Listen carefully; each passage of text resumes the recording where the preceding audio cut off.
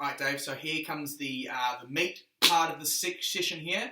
So we're going to be looking at a little bit of practice on our planks before we start getting into some high intensity intervals. So for our practice, what we'll be looking at is our high plank position, how comfortable we are up on our shoulders, and how much control we have over our midlines. So this is really good if you've got someone there to help watch you and help keep you checked on how your positions are feeling, or if you've got a selfie camera like I have at the moment, it's uncanny how well you can see yourself and how you're moving. So what we are going to do is accumulate about 3 minutes, or we're going to spend 3 good attempts in a high plank position. So how this here is going to look, okay, here's my cat's just come back. How this is going to look is we're going to find a bit of ground space. We're going to be digging our toes into the ground and we're staying up high in our plank position, okay? So we're balancing our hands on the ground.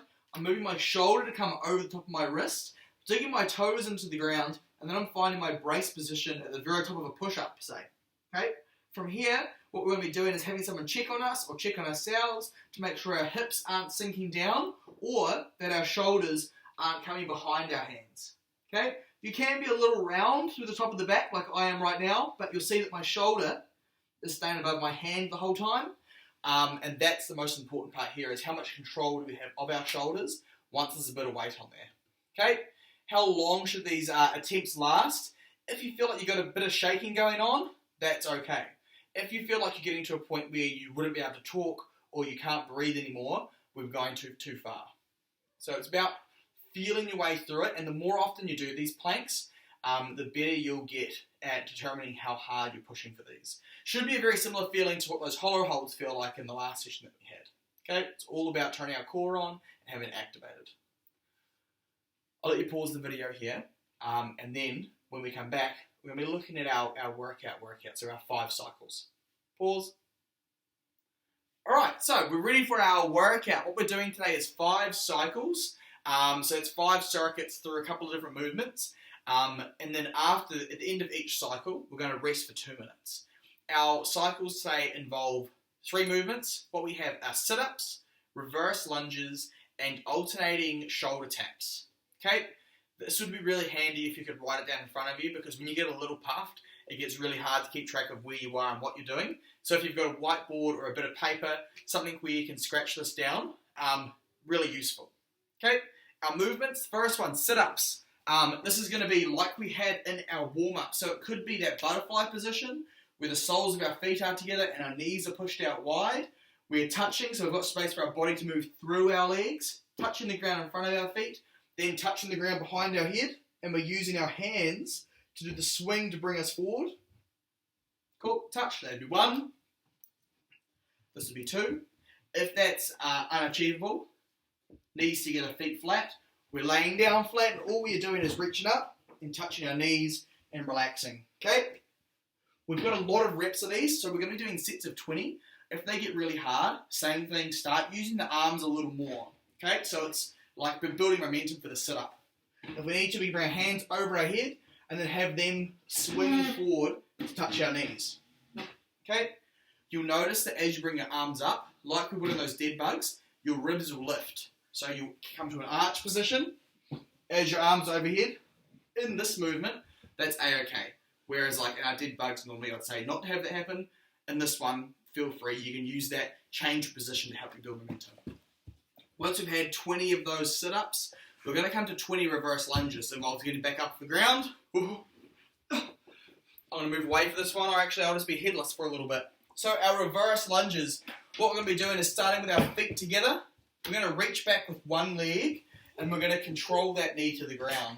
And then we're going to stand up together to bring our feet. Okay, key things with this one here, we don't want to break a kneecap. So as we push our leg back, get our toes into the ground as solid as we can, and then control the down action. Okay, that means putting our arms on our front leg, that's A-okay. So by putting a bit of pressure into the top of that leg, I can control the speed that my knee comes down with. How wide do my feet need to go?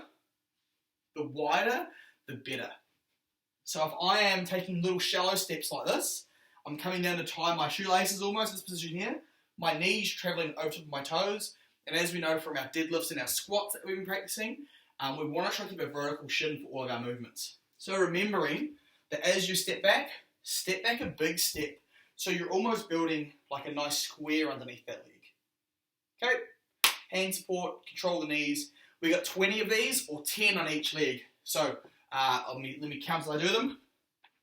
1, 2, 3. Okay, you'll be over before you know it. And the last movement we have are alternating plank crossover shoulder taps, which on your written brief will look like the longest worded movement in the world, but they're a lot easier than they sound. So we're going to be finding our high plank position. While we're in a high plank position, all we're going to do is take our right hand and touch our left shoulder, and then bring it back. Then take our left hand, touch our right shoulder, and bring it back. Let me show you how this looks. I'm loading my plank, shoulders over my wrists, digging my toes in, finding my neutral position, and then it's right hand to left shoulder, left hand to right shoulder. Okay? Now, this here, even though we're using our arms, is very much a core movement. As we're doing them, what we want to have is our feet being tight together. We don't want to let them start to escape and get really wide as we're doing this. Okay? We also don't want our shoulders to open as we're doing this. So, let me show you what it looks like if my shoulders were open. As I'm tapping, I'm starting to move myself back, and I'm starting to get to this position here, and I'm starting to think, man, this feels really easy, and there's a reason. It's because we're no longer loading the right muscles. So, try to keep our head forward and over our fingers is how we're going to get the most out of this movement. So how our 5 cycles are going to work, before we start this, I would suggest doing a quick set of 5 of each movement in a row to see how the transitions are going to feel. But in our workout today, how we're going to get intensity is I want you to build up the pace as you travel through the round. So 20 sit-ups as you feel, 20 reverse lunges, start to see how that pace feels and how fast we can move. Then on the last 20 reps, I want you to go as fast as you can, without falling over obviously, of getting those shoulder taps out. Okay? By the end of that 20, you should be out of breath. So we'll fall over, sit on our butt, we'll breathe, we'll start a timer, give it 2 minutes. When that 2 minutes is up, we're going to restart the next round. We're going to do 5 full rounds in total. So there's a bit of work to be done here, and depending on how fast you do the 60 reps in the work, depends on how fast you're going to be out and through. We want to be pushing the intensity close to that 10, so not to the point where you feel like you're going to faint, but far enough that you're going to be puffed as you're doing it. Okay?